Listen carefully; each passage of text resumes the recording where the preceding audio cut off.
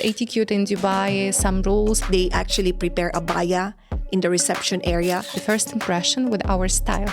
Handshake is not the norm. So you work with the Emirates airline. Actually, it's the best 12 years of my professional life. Can I start conversation in that way? Don't waste your time. They gonna talk us, that's how people Lord. Thank you, Orchids, for coming today to our podcast, to FP Models podcast. And I appreciate that so much because I believe that etiquette is one of the most important things that people have to understand nowadays. And especially here in Dubai, in the region where more than 200 nationalities. So I appreciate that a lot. And I'm sure we'll have amazing discussion today about lots of things. So Orchids, she is etiquette coach. You have been in Dubai for almost 20 years now, right? Yeah, so 18 years to be exact. Wow. And Orchids, she has her own etiquette school in Dubai, academy here in Dubai, right? And now, Orchids, we are so honored to have you as a coach in FP Models Academy as well.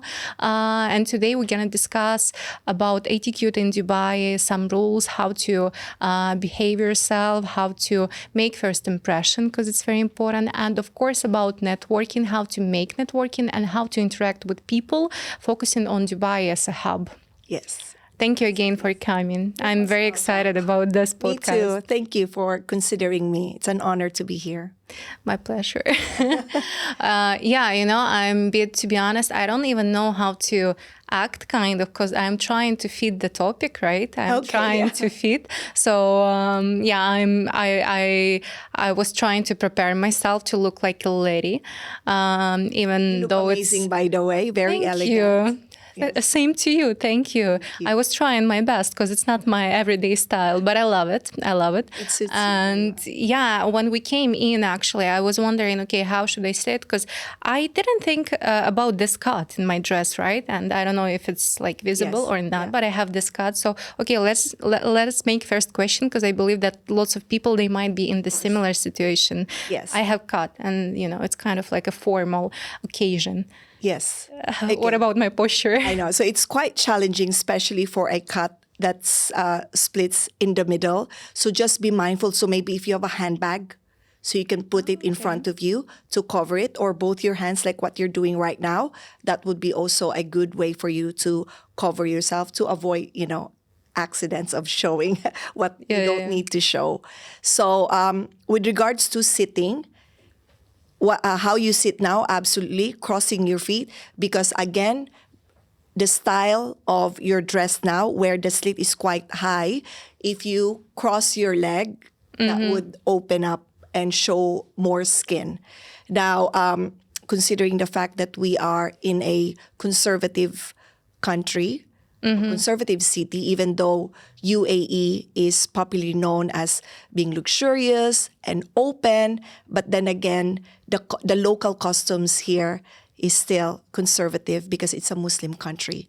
So as an expat or someone visiting UAE or Dubai in particular, I think it's very important for them to really think about these things.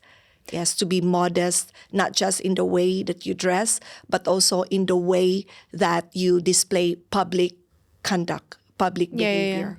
Yes. Yeah, it makes so much sense. And, I've been in Dubai for 3 years, a little bit more even now. And I found that when I came to Dubai, I was a little bit stressed about how should I dress here, like how should I go to malls or whatever. But now I found that lots of people, sometimes you can find them almost naked, even in the mall. How does it feel to you now, and how should expatriates dress themselves here in the UAE? Yeah. So absolutely, it has changed over the years. And I think people forgot that, or maybe they forget that they are still in the Middle East. And again, as I've mentioned before, it's about modesty.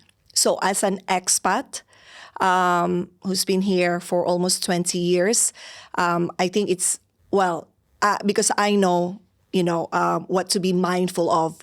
But for someone who's new or who's planning to move here, you would feel that you would still get this, staring or glance. It's still frowned upon for people who's wearing bikini inside the mall. Oh, yeah. Or yeah. beachwear inside the mall. So I think as a rule of thumb, when you go to, not because beaches are also considered public spaces, when you go to a mall or restaurants, you still need to, cover up a little bit. And also Okay. for professional settings, it's a must. I think for me, that's non-negotiable, especially visiting government offices.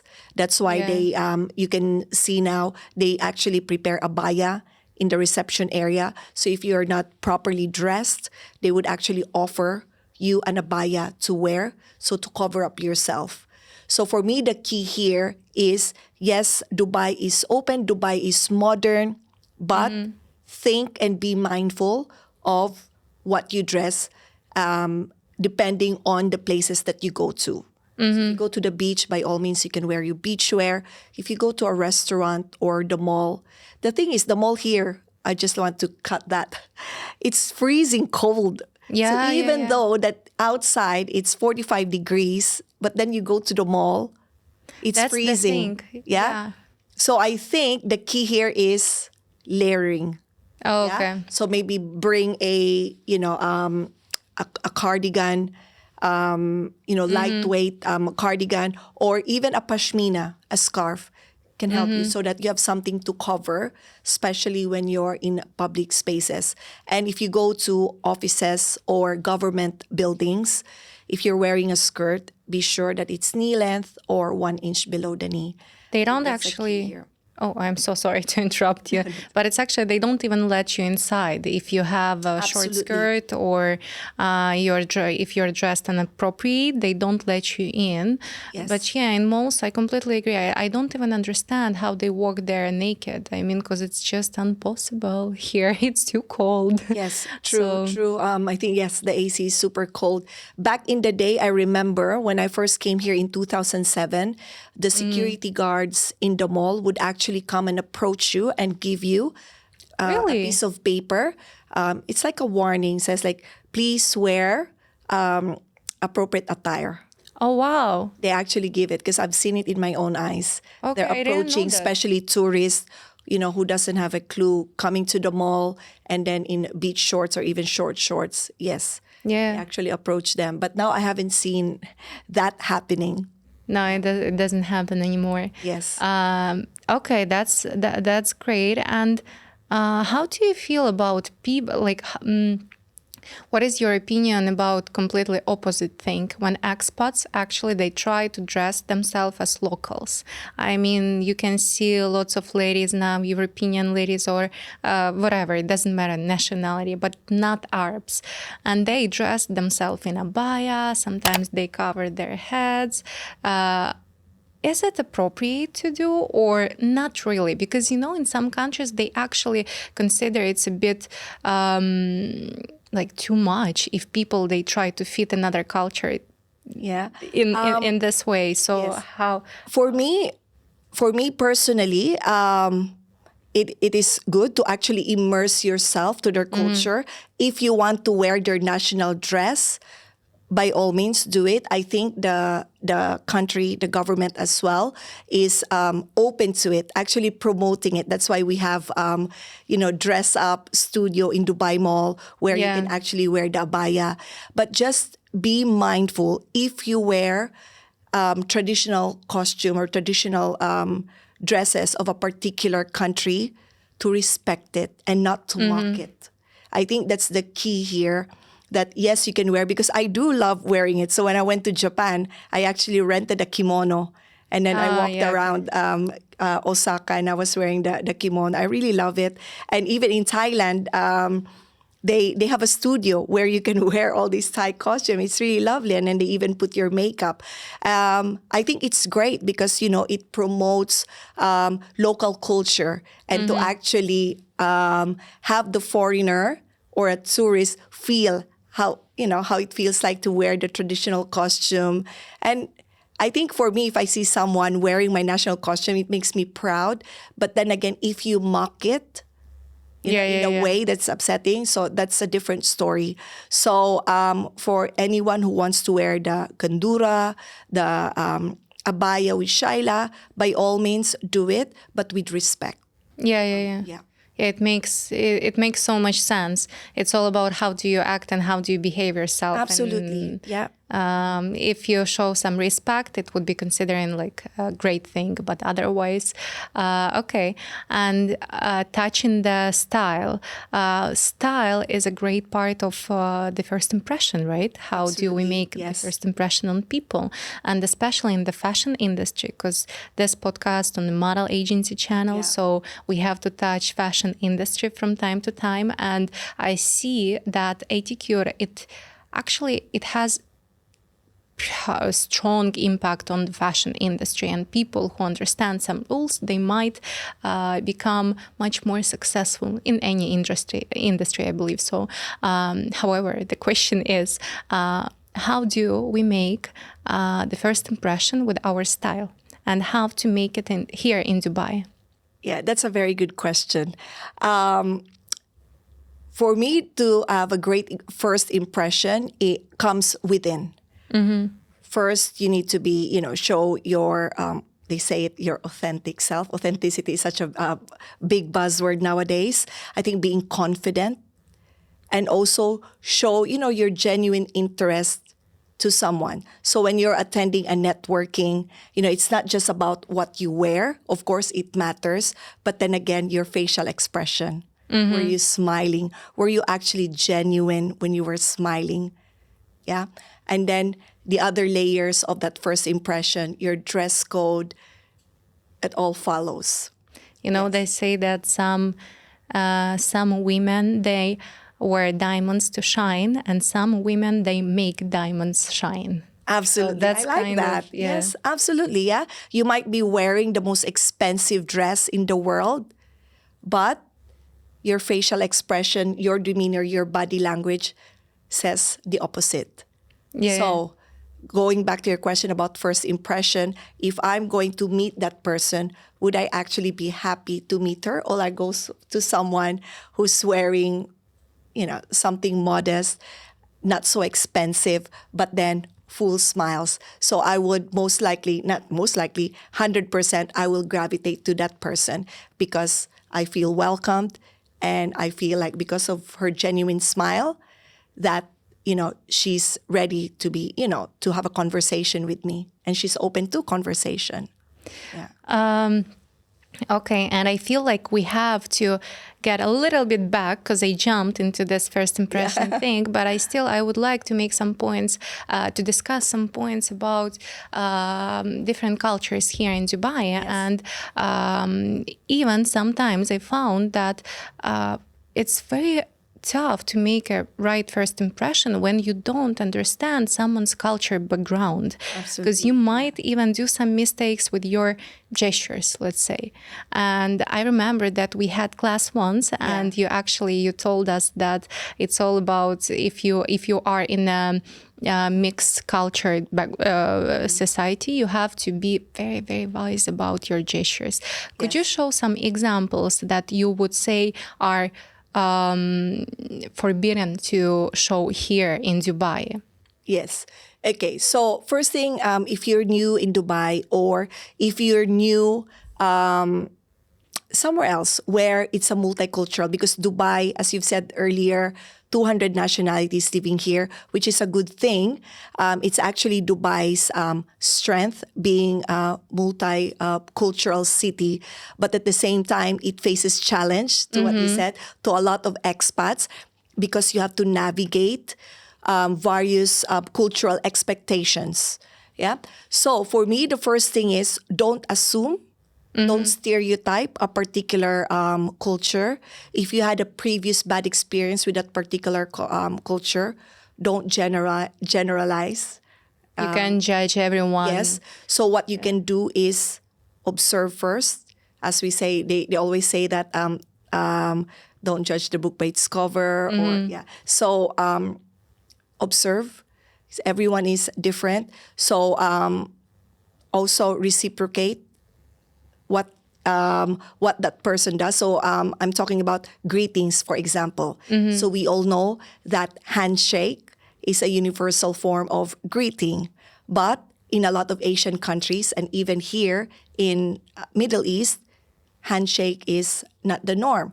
So I think the key rule, especially if Really? opposite sex, right? Oh, yeah, So if I'm a man and you're a woman, I think a rule of thumb is wait for the lady to extend their hand before you initiate. And As as a gentleman, I think living here because you don't know, right? Especially I don't know if you come from a very conservative family, but then again, to be safe, just reciprocate. So if you extend your right hand to me and I'm a man, then by all Yes. means I can, extend my right hand and make, do a handshake. Now, if you don't, so you can put your right hand on your chest and say, nice to meet you. I love it. I love this tip. So if you want to shake someone's hand, but they don't want to Absolutely. do this, you just can put nicely your hand to Yes. your chest, and it's a beautiful tip. So I love it so much. And actually about handshakes, I had one uncomfortable situation with them. I mean, it was okay, but I was trying, I gave my hand to handshake another guy, and he was like, oh, I'm fasting, sorry. And I was like, oh my God, yeah, I completely forgot about this. And when they fast, they can't shake, they can't touch Absolutely. your body, I guess. Yes. So, Yeah, not just fasting, also if they go for Umrah, they go for pilgrimage yeah. in Saudi, so you're not allowed to touch them. So there's a lot of things that we have to be mindful of, especially interacting with an opposite sex here in Dubai. So even though they say, oh, Dubai is an open city, but then again there are expectations, cultural expectations of course. that we need to follow. Yeah. Certainly. Okay. And what do you have any other examples in your mind about gestures? Like I remember you said that in Iran, if I'm not mistaken, yeah. you can show, you can show this gesture, right? So what Because does it's it mean very there? And offensive. It's very offensive. Yes. Oh, it's like a middle. Oh, okay, Yes. like a middle finger. Okay, Yeah. I see that. Okay, is there any other? Again, yes, yes, a lot of gestures are considered offensive, not just in the Middle East, but that one particular example that you showed me in a lot of African countries, it's also considered offensive. Also, like even the facial expression, I'm Filipino, so one popular gesture that we do is when we're pointing something, instead of using our hand or finger, that's actually considered rude, we use our mouth. So when okay. we're pointing, so when you ask me, oh, have you seen my bag? And then I would say, it's over there. Oh, really? Yeah, so we Okay. we pop and then we use our lips to point out the object. Yeah, and Nice. I've heard that some countries as well in Asia do that, and even some countries in Africa. But then again, you don't know, right? So coming here to Dubai, melting pot of culture. So just use open hand gesture, which is a polite gesture and considered polite to all the culture. So talking about gesture again, being mindful, I think it's important to not use a particular gesture that is common in your culture because people might understand it the wrong way. Yeah. So open hand gesture, nodding is considered, positive. Smiling, I think Okay. everyone understands. Yeah. You smile, you nod. It's considered yes. Making eye contact. But then again, I want to highlight that eye contact, majority of the culture, it's considered positive. But in this region, not too much. Yeah, because if you stare too much to a person in this culture, because they're again conservative, it might come across as, disrespectful. Okay. Yeah. And same in the Far East, especially if you're talking to someone who's a VIP, someone older than you, then you're not supposed to stare at that person. So you might glance 5, 10 seconds, and then you look down or look in their neck and just nod. saying like, yes, I'm hearing you. Yes, I understand. Yeah. And then glance again and then look down. Oh my God, I love staring at people so much. Yeah. I mean, it's kind of like, how do I feel Yes, because that we also, are? yes, you're from Europe. And this Yes. is, your culture. Absolutely. That's understandable. In our culture, you can't stare at people even if they don't see you. I mean, you just always kind of stare at people. Yes. That's a bit weird, but so we do that. Yeah. So another example, smiling. Yes, I've mentioned earlier, smile makes you look welcoming and friendly. But in other culture, for them, smiling is only reserved for people that you know. Really? You don't smile to a stranger. I believe that you faced and you were dealing with so many cultures during your experience working in Emirates, right? Because you work with the Emirates Airlines and they are well known about, I believe, one of the best companies in the world regarding customer service. Could you tell us a bit more about some rules, let's say, they teach you in Emirates? Absolutely. I'm happy to. Actually, it's the best 12 years of my professional life working for Emirates. I'm always proud to say, I've been a part of the world's #1 airline.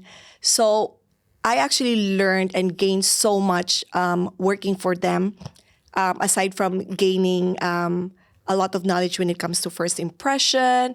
I learned how to interact with different nationalities because I used to be a flight attendant. So we interact with basically people from all over the world, whether you're man, woman, Yeah. old, young, rich, poor, everybody.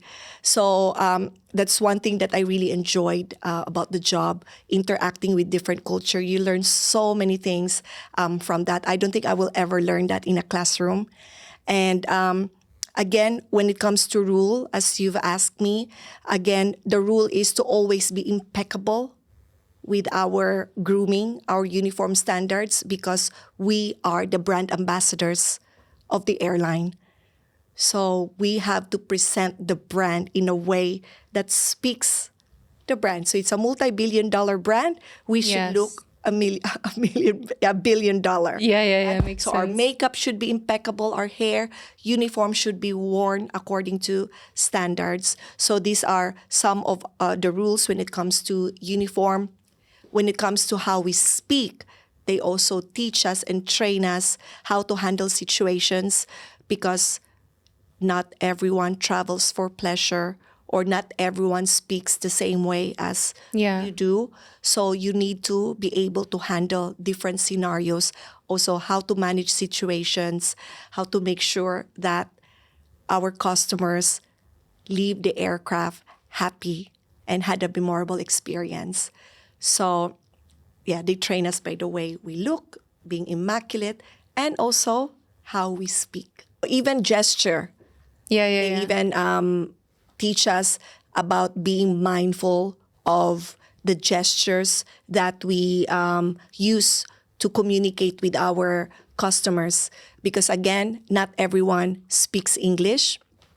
So when you're faced with someone who doesn't speak English, you have to be mindful With your gestures. with your body language, with your gestures. So yeah, I really learned a lot. And I'm so grateful and thankful that, I was part of that organization. Even though Emirates, they try to deliver the best experience to their clients, but I bet there are lots of situations when people are unhappy, just maybe because of their personal life, I don't know, personal reasons. How did you handle these people? And let's say if someone angry and rude with you, how you should respond to them? Because I guess I assume that you can't argue with clients. So Absolutely, yeah. with the guests or clients, how we they call it customers. Customers, customers. Instead Okay. of passengers. Yes. Yes. Thank you so much for asking that question, because it's really important. You might have an audience here watching this podcast who dreams of becoming a flight attendant. So it's very important for them to know that part of the job is to be able to handle situation of a Yes. difficult customer, because it's not just in airline. Everywhere you go, you'll always be faced with difficult customer. But the thing with aviation and airline, some people find it stressful to fly. So maybe it, gravitates their anxiety. That's why when they come on board, that's when, they get upset if, you don't deliver what they ask for because of their anxiety in flying. Also, another thing is they paid so much money for their plane ticket. So their expectation is really high compared to other airline. So for me, this is what I have learned over the years is to let the customer express his anger, listen, take time to listen, but not just listen, but actively listening through, looking, observing his body language, let him finish, and then offer how you can solve the problem.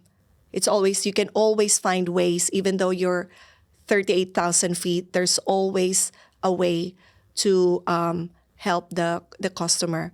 So going back to your question, how to manage this situation is, I think, to actually listen to the customer. Yeah. And, look for ways. There's always an alternative. You can always find ways how you can help this person. And then again, you don't have to reciprocate if he's shouting at you and then you shout back. I think that's a wrong way to handle the situation. So you just have to calm down, calm your nerves, even though you yourself is not 100% because we all deal with our personal problems as well. But being a cabin crew, you need to remember that once you put on that uniform, that you're ready to face any challenges on that flight. Now you represent the company, so you have to. Absolutely. Have to be. And part of your uniform is your smile. Oh, that's a good one. That's a good one. Yeah. Nice. We have to keep it even for our personal lives, Absolutely, because helps a people, lot. your customers doesn't want to know about your personal problem. They're there because they're expecting a service.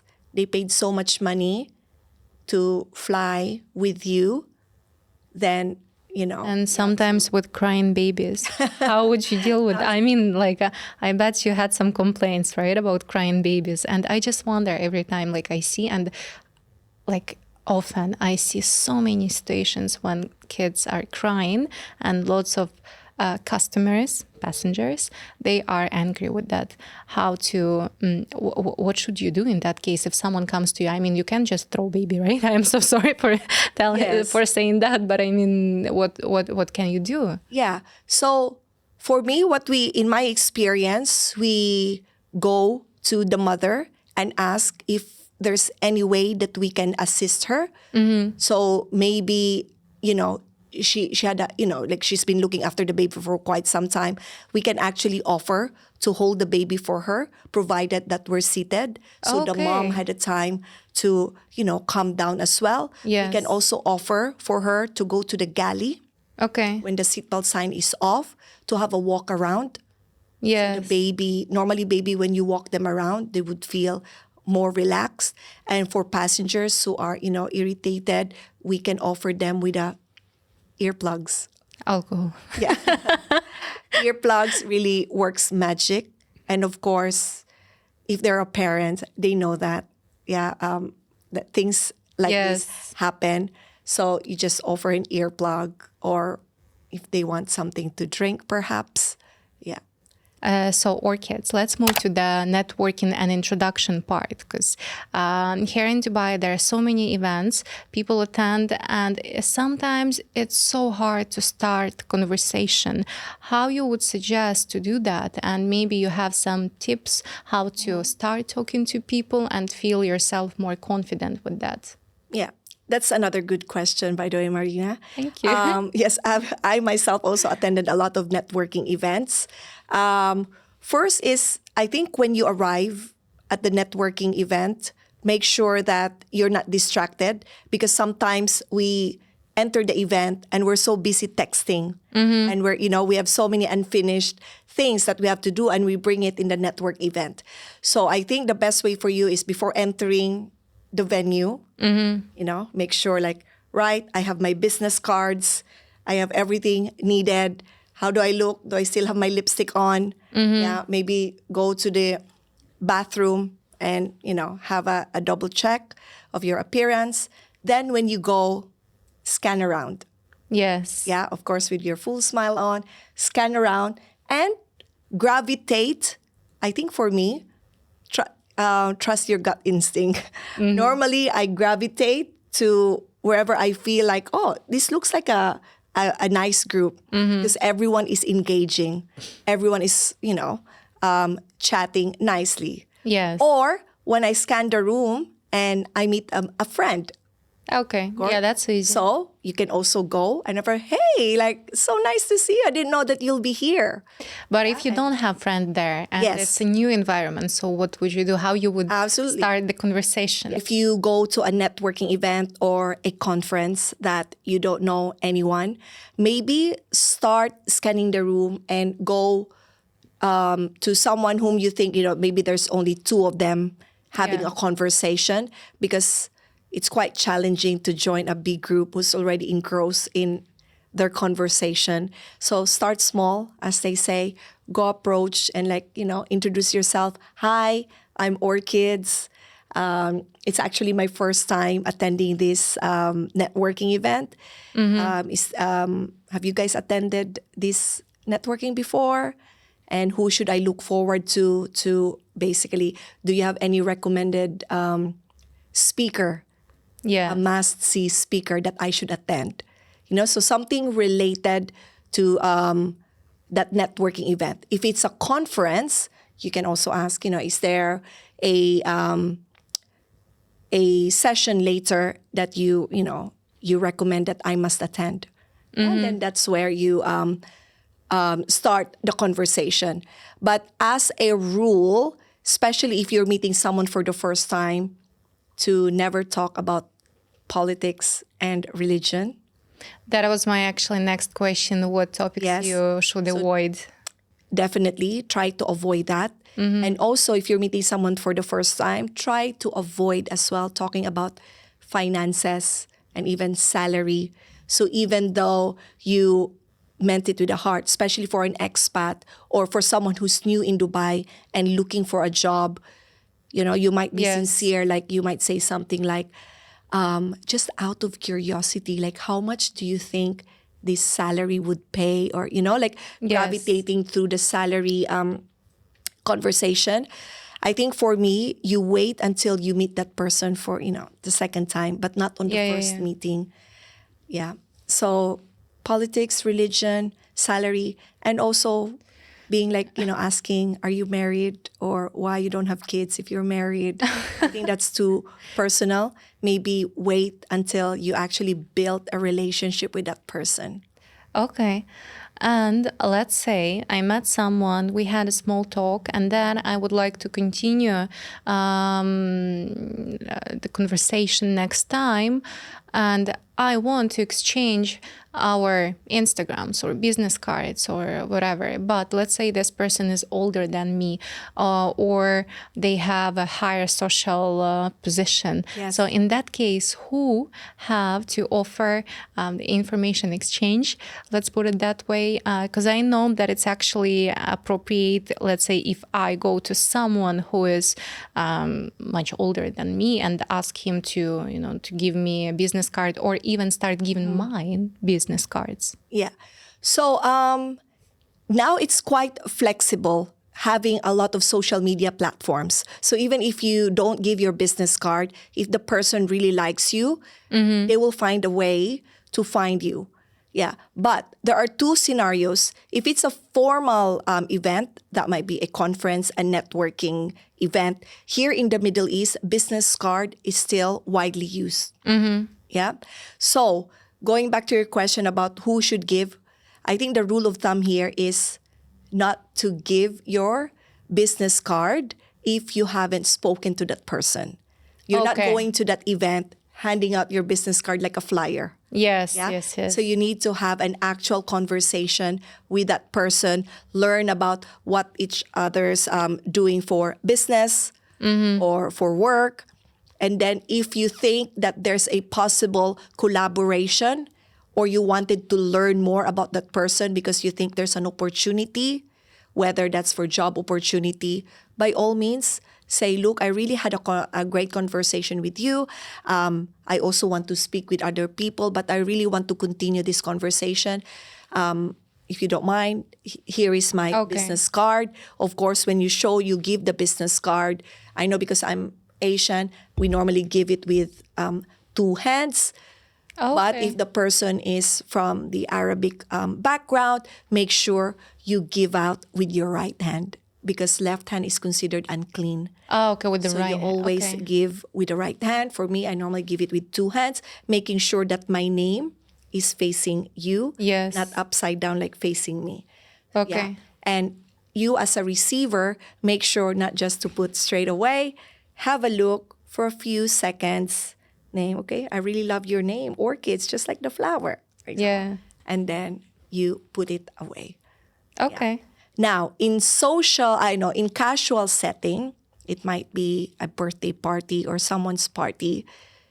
Business card, I mean, you don't need to use business card. You can always exchange social media platforms, or WhatsApp numbers. But I have noticed that, especially here in Dubai, where sometimes when you give out your WhatsApp number, you get added to a lot of WhatsApp group that you did not sign yeah, up it's for. a disaster. Or sometimes people don't ask permission if you want to join this group. So a lot of people are so mindful of giving their WhatsApp number. So for me, Yes. as a suggestion, if you really connected well with someone, don't ask for their WhatsApp number. Perhaps just ask for their Instagram. Instagram. Yes. Yeah. Hey, like, do you have Instagram? Like, yeah, like I TikTok. really like, or TikTok. And then you exchange, social media platform instead of asking for their mobile number. Okay. And let's say there is a fashion week, okay? Yeah. It's a Dubai Fashion Week, and this question is for models because sometimes models, they as well, not only models, but especially models, they attend fashion weeks and let's say they attend as guests. And there is a young model and she wants to come to someone she knows, but she is a CEO, let's say, or a big designer, like a big name in the fashion industry. And she wants, because she wants to work for him and she wants to talk to this person or give her Instagram so they can stay connected in the future. How do you think, is it appropriate to do this or not really?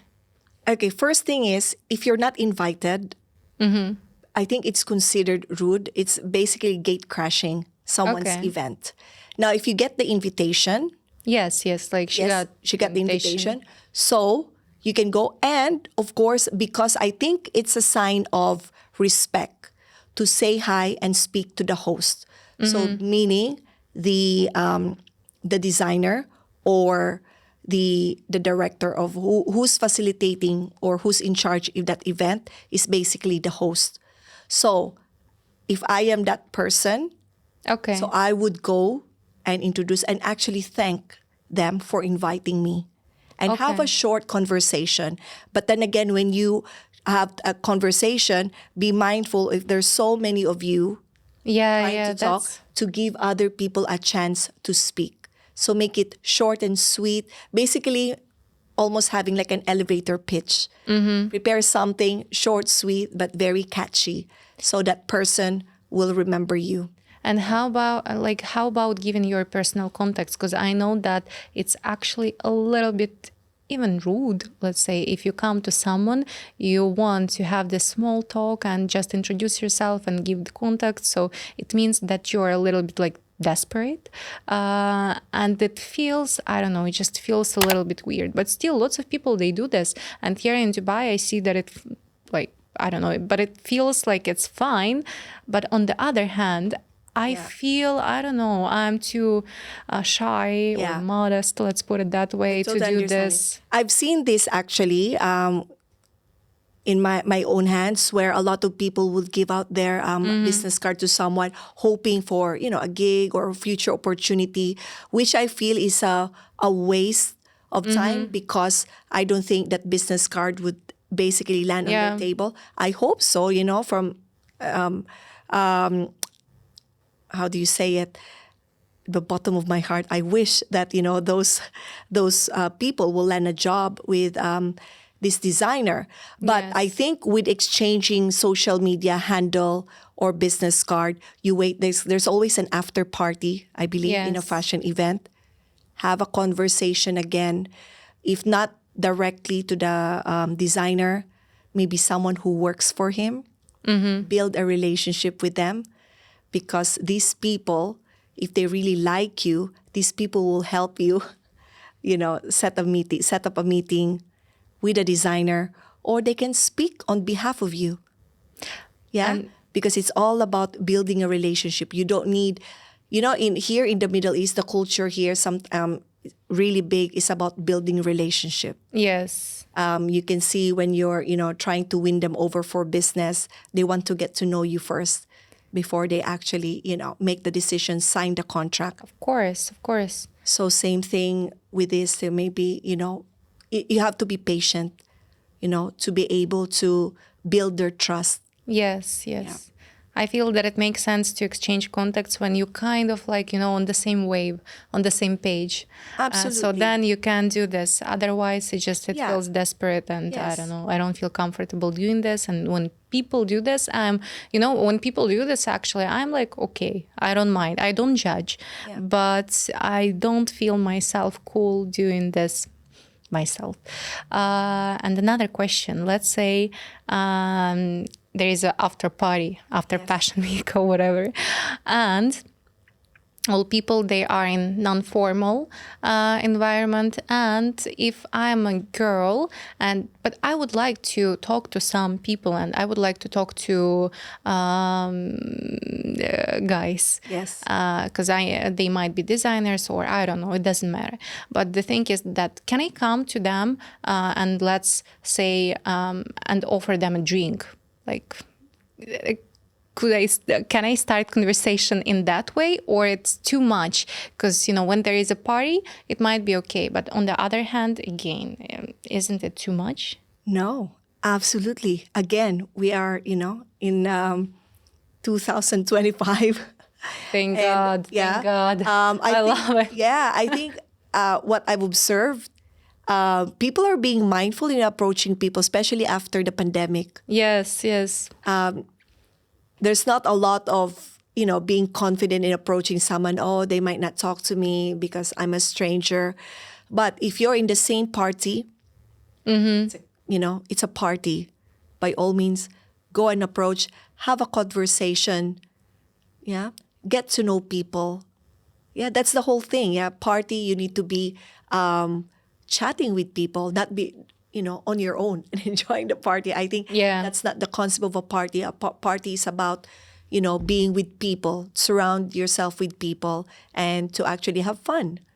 Yeah. And what would you tell, let's say, if you're in a party, or sometimes even during some events, I saw that so many people, they are in their phones, and you kind of, when you scan the room, you want to meet someone, you want to create networking, but still everyone in their phone. And I assume that these people, sometimes they don't feel themselves comfortable there, and they kind of like escape to their phones from the real life. So they feel just more secure and, how do you think? Is it appropriate again to come to these people and start talking to them, or it's better to leave them with their phones and just halas? I think that's a big challenge now. We cannot stop the technology in improving. For me, just approach it sometimes because of for 2 years there was no social interaction during the lockdown.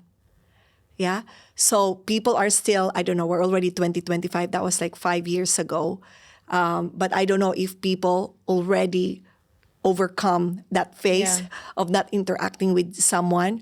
But by all means, go. If you feel like approaching someone who's on their phone, go and start a conversation with them. If they're still busy, not engaging with you, not making eye contact, then don't waste your time. Yeah. Makes So sense. some people I know, some people they bring their work to networking event or even to parties. They're always because now with technology, everyone is expected to respond straight away. Yes. Yeah. And some people they would say, oh, because if I won't reply now, I will have brain fog and I will forget about it. It's true. And- It's true. Same with me. So sometimes when I say, I'll reply later, Yeah. and that's it, I won't be able. And then I realize after a week, oh no, I haven't replied to my friend. And So yeah, it's actually, is it okay? Because me the same. Sometimes I forget replying people, and in WhatsApp, let's say, I know that in WhatsApp they send so many messages from just company promotions and whatever. So Yes. I don't check it properly, and sometimes I forget to reply to my friends or Yeah. like people I know, and I wouldn't mind to reply them. And after that, I just feel myself so stupid to reply them in 1 week. So what would you suggest? Still to go back to this conversation and tell them sorry, Yes, or yes, apologize. okay, When it comes to business communication, the rule is within 24 hours, you need to respond. Yeah, so Okay. work emails, even if it's a WhatsApp, because here in the Middle East, WhatsApp Yes. is widely used in the business setting. So you have to respond within 24 hours. Now, for personal matters, again, depending on the urgency of the Yes. text message. So if it needs your attention as soon as possible, then you need to respond. But if it's something that that can wait, it's not a priority, then and if you forget, just apologize to your friend.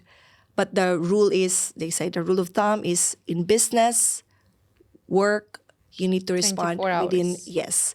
Yeah, again, because you want to deliver an excellent customer service to your customers and also to your work colleagues. Yeah. And thank you so much, Orchids, for delivering to us this amazing conversations, because I enjoy it so welcome. much. Thank you. And unfortunately, we're run out of time. Yes, yeah. But I was going to start this podcast with question, what is etiquette? Yes, yeah. So let's finish our podcast with that question.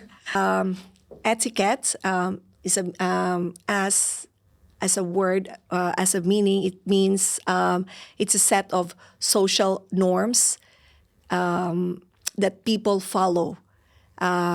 Of course, it has consideration. It shows respect, consideration for others. Whenever you're with people around you, it's how you make them feel.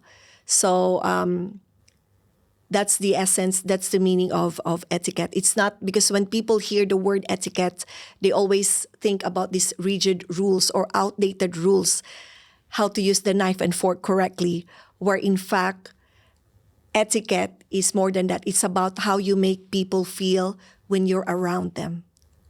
I love it. Making them feel included and not excluded. And we hope that you, let's call our viewers our friends. Yeah. Dear friends, we hope that you felt included with us to these conversations, and you felt just nice and enjoyed this conversation with us.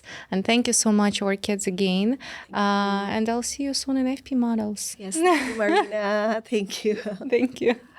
They gonna talk 'cause that's how people are.